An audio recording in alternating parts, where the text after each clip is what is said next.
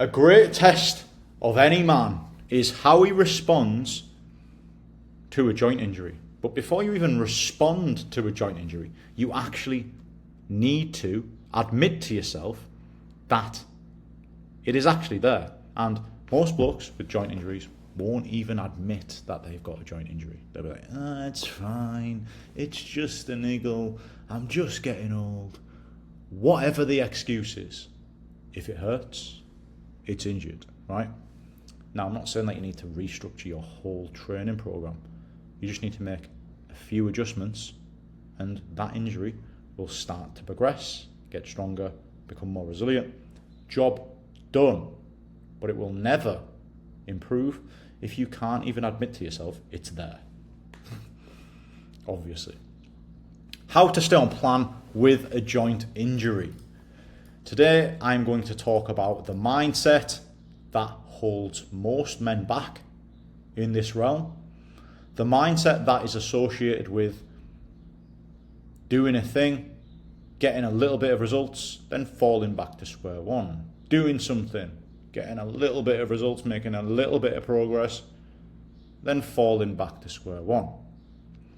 If we don't address the mindset, we will never be able to solve this long term and be in a position where if an injury happens, because this is the goal, when an injury happens, we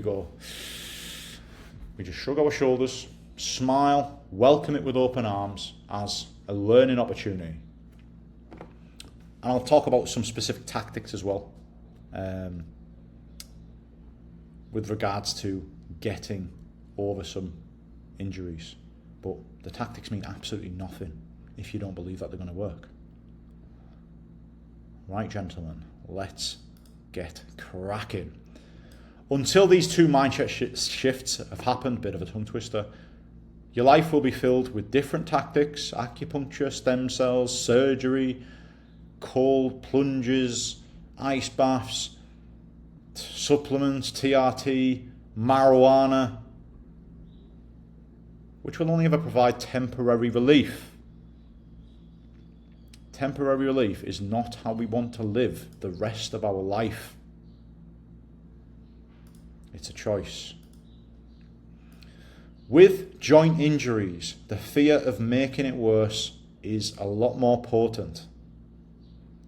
The associated consequence with making it worse is a lot more real because people are staring down the barrel of 5-figure medical expenses, and that's me putting it lightly, or potentially worse if you're in the UK.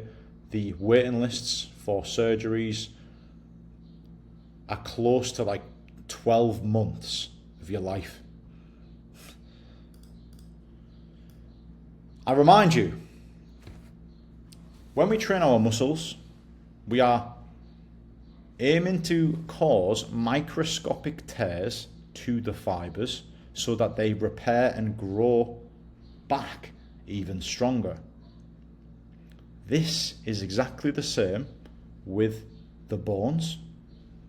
We create microscopic breaks when we do impactful movements, i.e. running, jumping, sprinting, hiking, walking. We cause microscopic breaks of the bones in order to make the bones stronger because the bones have blood flow.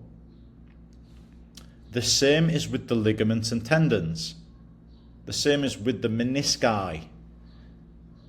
All of these places, all of these problematic places within our joints, if it has blood flow, it will absolutely repair, regenerate and grow strong, just like our juicy fucking biceps.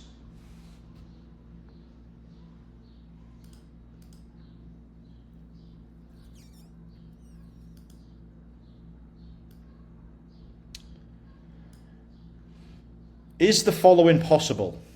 Get an area stronger without causing it any strategic, microscopic damage. Bicep, tricep, ACL, bones. Like I said earlier on, the fear is a lot more potent when it is with the joints. Meaning, men are running around with high emotions on this matter. High emotions generally means low logic. We need to be critically thinking and logical thinking when we are in all of our physical endeavors, right? And because of the fear, the greater likelihood of the opposite of what you need to be doing happens extremely regularly. Rest and avoidance, making the area weaker, increasing the fear, increasing the pain, increasing you bouncing around like a pinball machine from tactic to tactic. More warm-ups, massage guns, all of this. It's a lot. It ends up being a fucking shitload of money. The human body is the ultimate predictor. If you don't use something, your body will go, I don't need it to be strong. So by you not going lower than 90 degrees at the knee on a squat because it hurts, because you want to lift a certain amount of weight, why would your knee ever choose to be strong through a full range of motion if you never do that joint angle? It has zero reason to ever be strong in that area, because it's never there. It's not a requirement. If you require it of your body, it will grow stronger in them areas. If we require our chest to be insanely strong and get stronger every single week, then we will have to have that level of intent in our training. If we don't require it, if we don't require our joints to go beyond 90 degrees, then that's fine. Your knees will just be weak at beyond 90 degrees.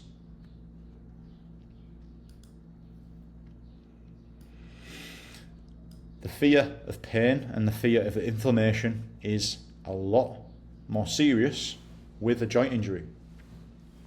Meaning that these are taken like Smarties, this ice, compression, elevation, massage gun, saunas, supplements, TRT, marijuana, acupuncture, chiropractors, all of these quick fixes providing temporary relief.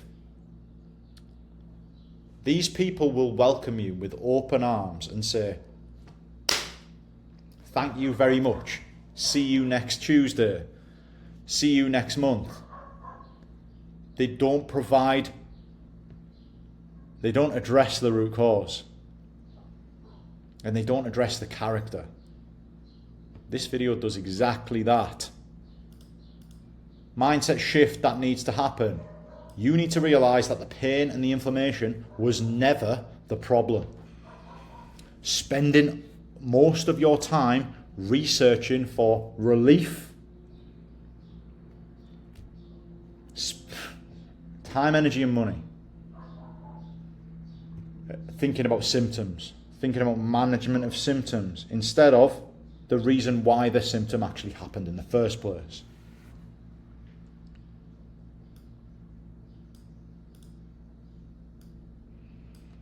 Most men don't address these mindset issues and end up in that endless cycle. The main issue was they never addressed their fear of making it worse. Doesn't matter what tactic you do, if you go and lay on a massage table and you've got a man in a suit grabbing your body, that's now their responsibility. This is your responsibility. It's not somebody else's. You don't get to outsource your joints to somebody else. This is your problem. Yes, they can provide guidance. They can provide specific ideas. However, fundamentally, you need to believe that you can get stronger in these areas. And you cannot get stronger while you are fearing pain and inflammation. We absolutely need pain and inflammation in all realms to get strong. Without it, we cannot get strong. The more we avoid these training our joints through a full range of motion, the more we avoid certain exercises, for example, going lower than 90 degrees in a squat, we avoid pushing our knee fully over our toe in a split squat or a lunge, we are further worsening the symptoms, increasing our fear of pain and inflammation, increasing our reliance on all of them things that I've mentioned, and the downward spiral continues. Think about this, lads, right? So we have a perfect example, a squat. You are improving your strength in a squat, right? But you're only squatting to 90 degrees. So above 90 degrees, you're getting really strong. Below 90 degrees, you have not increased your strength one bit. You've got below 90 degrees extremely weak, above 90 degrees really strong. In the middle, there's a fucking point, there's a sticking point where you have a fucking huge problem on your hands if you ever enter that realm. It requires humility to basically go, you know what, I'm going to rein the weight back a little bit and I'm actually going to go through a full range of motion. And also, it requires maybe a tweak of the exercise to allow your body to go through the full range of motion, because sometimes mobility does come into it. And I'm not saying spend fucking months on mobility. You don't need to spend months on mobility. You just need to change the exercise to allow full knee bend and then get full joint strengthening and fucking juicy quads out of the equation as well. Joint injury tactics. Picture. Put you on pause. Okay, so we have a picture of a joint, multiple joints, right? Knees, elbows, pair them together because they're pretty similar, right? Any person in a suit will say, yeah, the joints are so complicated. The knees and the elbows move in two directions. They are very, very, very simple. They are surrounded by ligaments. Ligaments restrict unwanted movement. Now, when you are the required strength of a full range of motion of the joint, can we strategically put unwanted movements through the joint to develop the strength of the ligaments? Yes, we can.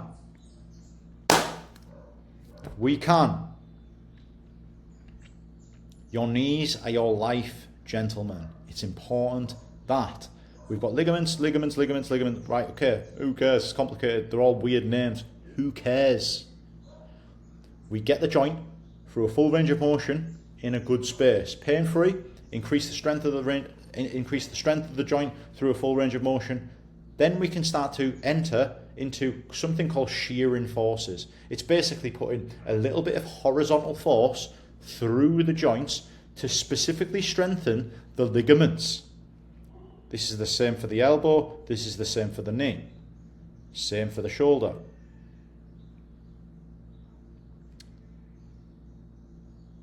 And one thing I want to really emphasize with the joints, blood flow, right? If it hurts, there's blood flow. That is fucking great. Blood flow is great. Inflammation is great. And when you are pain-free and you've got a little bit of strength, you can start to strategically increase the inflammation, basically stressing out the ligament ever so slightly in order to make it stronger on a micro, exactly the same way we do our muscles. However, you will panic if your knee hurts. Will you panic if your chest hurts after chest day? So when you're training your knees and your knees are a little bit sore the next day, you're like, shit. However, if it's your chest after chest day, you're going to be walking around like, do you see the inconsistency in your mindset? Remember, your joints have blood flow. Your joints will get strong if you don't avoid training them through a full range of motion. You don't avoid a little bit of shearing forces every now and then, and you absolutely fucking avoid all of this shit, anti-inflammatories, painkillers and all that jazz. Put me on pause again. Okay, we're back in the room. There's the picture.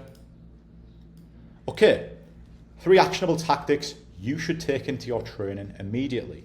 However, these will not work for any sustained period of time unless you genuinely believe the mindsets in which I've talked about. You need to take a good amount of time in actually looking in the mirror and thinking, right, why do I believe these things? Can they be challenged? Because it is a bit of a rude awakening. And I can give you all the tactics in the world, but if you do not believe them to work when things aren't potentially going your way, it's irrelevant.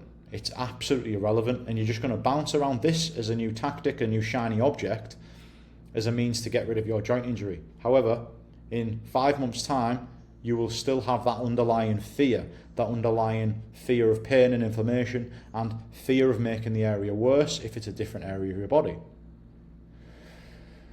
When you go through this process, you may realize how powerful it is, and you might actually think, holy fucking shit, he was right. And then at that point, your character will probably change. Sometimes you need to see and feel the results yourself in order for them to fully embed themselves in your character. Right, 3 I's: identify, isometrics, and intensity. I was going to do a video example, however, I think it might be confusing. I will mention this slide first, then I'll go to the video example afterwards. Identify the exact location of the pain. So you're going to move the joint around a little bit. You're going to do a little bit of this, a little bit of this, and you're going to be like, right, I feel that fucker there, right? And you're going to identify location of pain, and also you're going to identify what is the pain out of 10. So you've got 2, location, severity, right? So that's first identify. Then you're going to identify the exact joint function that brings on that pain. If it's the knee, it's either going to be extension or flexion. If it's the elbow, it's going to be extension or flexion. However, with the elbow, you've got a little bit more that goes on. You've got forearm muscles, and you can also do this.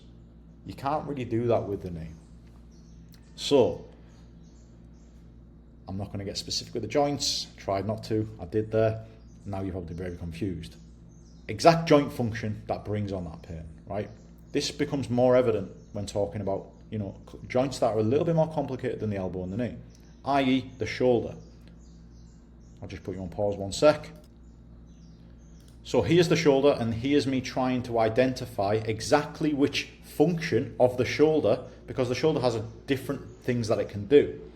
Which one of them things causes me the pain? And which one, then I'm like, oh yeah, I felt that load there, that was exactly it. When you identify which function brings on the pain, which location of the pain, and severity, you are now starting to fucking find this root cause of this fucker. So take your body, side shoulder raise, which is lateral flexion, external rotation. Which one is bringing on the pain? You get the idea? This is all part of that identify. The intelligence gathering, because we need intelligence in moments of high emotion. Intelligence, logic, critical thinking. Boom! Let's fucking drive forward. You've identified the joint function that brings on the pain. Second thing, the exact joint angle, right? Second layer to that. So it's not just about, oh yeah, that causes pain. Which point of that range of motion is the pain coming on? Is it here? Is it here? Is it here? Is it at the end range? Most of the time it's going to be at the end range, right? However, depending on severity, it might actually be early, right? And that's your start point for the next phase. Isometrics, right? Isometrics are isometrics are a muscle contraction. Move that off my fucking head. A muscle contraction in which there is no change of the joint angle. There is no change of the muscle length.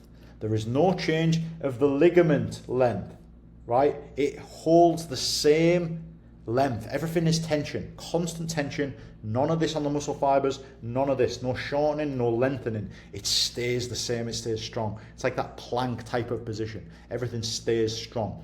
However, the exact joint angle that brings on the pain, when you do that isometrically, you actually give yourself a very unique, you actually provide yourself with a very unique stimulus. Very, very specific to the issue you have at that moment, based off your severity, the exact pain location, the range of motion, and function. You are now starting to build that picture of addressing the root cause. Another thing, so isometrics, yeah. Isometric is a hold, yeah. A hold where you visualize that joint function, right? So you're not going to move like this. If it's external rotation, you're not going to move like this. You're going to put yourself into a position where you think like this. However, you don't actually move the joint. You hold the joint for 30 to 45 seconds. That's what the research suggests is best to get the best stimulus. Another thing that's really good about isometrics is that you can do them fucking loads during the day. Because they don't shorten and lengthen the muscle fibers, they don't cause that much damage. It's all extra blood flow to the area, the specific area that's fucked, right? I think I've already mentioned that. Anyway, let's go. Aim to incrementally increase range of motion. That's a good point as well. I'm going to make myself bigger. If you feel the pain here, you want to, over time, maybe a week or so, or a few sessions, you might be able to do this without pain. And then you might be able to do this without pain. Then you might be able to do this without pain. And it's aiming to incrementally increase the range of motion until the full range of motion is pain-free. And then when the full range of motion is pain-free, you're not fucking done yet. With isometrics, you don't need to have a rest day. You can conduct them every single day, and you can do this 35 to 30 seconds to 45 second holds 3 to 5 times a day. You can even do them 10 times per day. However, it won't work if you're still clinging onto the old mindset. If you're clinging onto the old mindset, you'll do isometrics, you'll be pain-free, and then you'll be walking around the streets like Conor McGregor, shadow boxing, and you'll probably end up injured in a couple of months. Reoccurring injury. Because reoccurring injury happens when the joint actually isn't strong, the joint isn't resilient. Isometrics get rid of the pain. Remember, the pain was never the problem. The reason for the pain was the problem. Intensity. Regress or avoid all movements that aggravate the area temporarily, right? Preferably regress. What regress means is make the movement easier. If squatting hurts your knees, can you do a version of a squat to train the knees without any of the unnecessary aggravation? Most cases, the answer is yes. However, you need humility with this. If I said to you, if your knees hurt when you're squatting, I'd be like, okay, can you get out of the bottom position of a squat pain-free while holding onto while holding onto the squat rack, while holding onto a table? The answer might be yes. Do that for a few sessions. Next thing you can do it with a dumbbell, goblet. Next thing you're doing it with a barbell. Do you know what I mean? So preferably regress. However, sometimes we need to avoid certain movements. For example, if we've got a shoulder injury, we might need to avoid chest movements. If we've got a shoulder injury, we might need to avoid pulling movements until we get it in a good place, and then we can reintroduce them. Intensity.